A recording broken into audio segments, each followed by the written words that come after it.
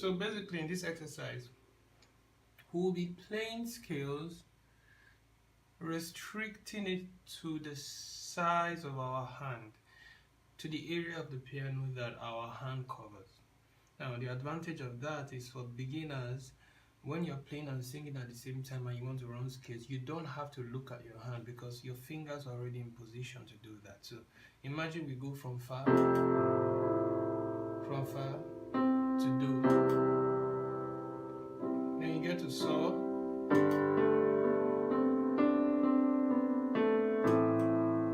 do you see that? All I did was, my hand was already on, in order to play saw, your hand has to be there, right?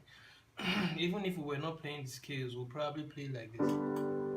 Or for those of you that use my 1, 2, 4 to play chord, your hand is already there, and all you have to do is just,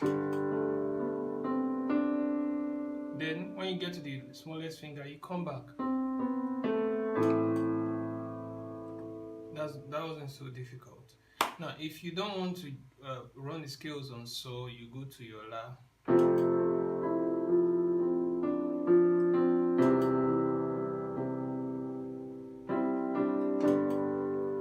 We're going to la now.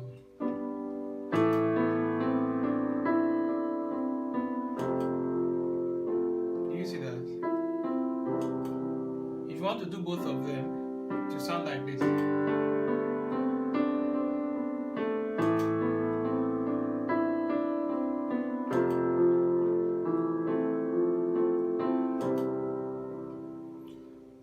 Do you understand? So basically, it's just you using the chord under your hand. No jumping, no rolling. So basically, I do that a lot of the time. Baba oh, oh, Baba oh,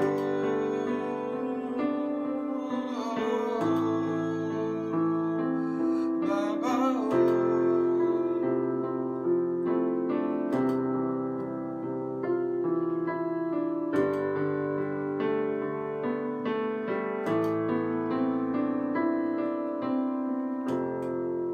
So basically that's it. That's also scales. I just need you to know that there's an easy way of playing scales, and it is just playing the notes that are under your hand at the moment, whichever chord you're playing. It doesn't always have to be you rolling up and down. Right? Okay, see you in the next lesson.